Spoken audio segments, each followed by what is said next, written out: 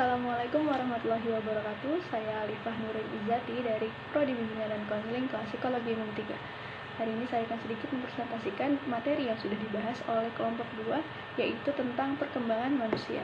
Perkembangan manusia sejak lahir selalu mengalami perubahan-perubahan, baik dari jasmani, fisik, maupun mental.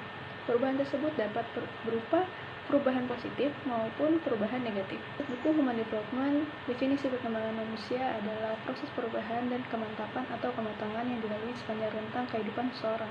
Tujuan ilmu perkembangan ini agar manusia lebih mengerti tentang dirinya sendiri.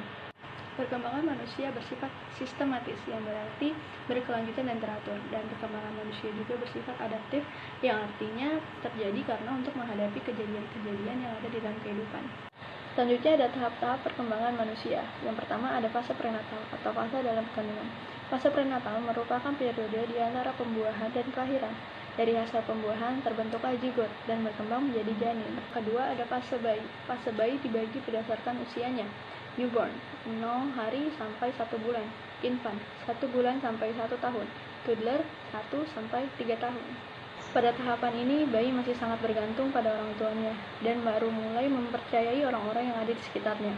Bayi juga baru mempelajari bahasa, berjalan, koordinasi sensorik, motorik, maupun sosialisasi. Yang ketiga ada fase kanak-kanak awal. Pada fase ini disebut juga masa prasekolah, yaitu usia 5-6 tahun. Dalam pertumbuhan manusia ini, anak-anak belajar melakukan banyak hal sendiri seperti makan, buang sampah, ke toilet, atau bermain bersama teman-teman. Anak juga mulai mengembangkan keterampilan-keterampilan yang berkaitan dengan kesiapan sekolah, seperti membaca, menulis, dan mengenal lingkungan sekitar. Yang keempat ada fase kanak-kanak tengah dan akhir. Fase kanak-kanak tengah dan akhir ini masa pertumbuhan manusia yang berlangsung sejak umur 6-11 tahun. Pada tahun ini, anak umumnya sudah menguasai keterampilan membaca, menulis, maupun berhitung.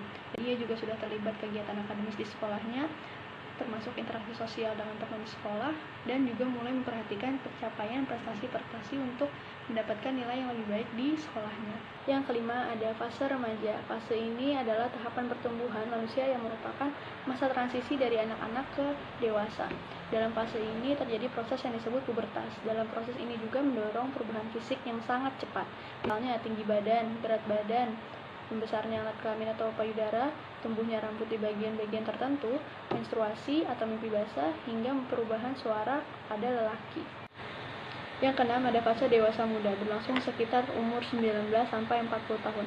Pada tahap pertumbuhan manusia ini telah tercapai kematangan dari berbagai aspek. Fokus kehidupan dalam fase ini juga terletak pada pekerjaan, pernikahan, dan keluarga.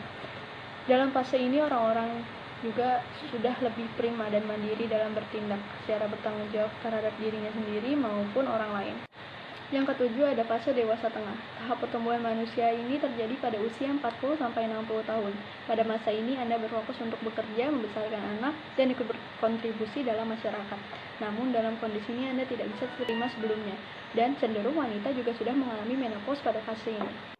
Lalu yang ke-8 ada fase lansia atau dewasa akhir. Fase ini adalah masa pertumbuhan dan perkembangan yang mengalami penurunan atau kemunduran. Tahap ini terjadi pada usia 60 tahun ke atas dan akan mengalami penuaan yang ditandai oleh kulit keriput, massa tubuh yang berkurang, sampai menurunnya daya tahan fisik.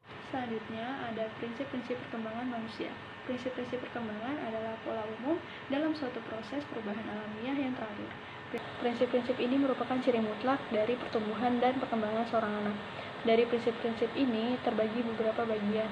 Yang pertama adanya perubahan, yaitu seperti perubahan fisik, perubahan mental, maupun perubahan proporsi. Yang kedua ada perkembangan awal lebih kritis daripada perkembangan selanjutnya. Yang ketiga, perkembangan merupakan hasil proses dari kematangan dan belajar. Yang keempat, pola perkembangan yang dapat diramalkan. Yang kelima, pola perkembangan yang mempunyai karakteristik. Yang keenam, terdapat perbedaan individu dalam perkembangan.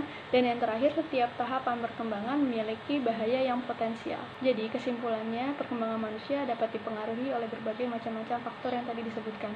Dan faktor-faktor ini dapat mempengaruhi perkembangan manusia dimulai sejak ia lahir sampai ia meninggal dalam mempengaruhi ke arah yang lebih baik maupun tidak baik. Itu saja yang dapat saya sampaikan, kurang lebihnya mohon maaf. Wassalamualaikum warahmatullahi wabarakatuh.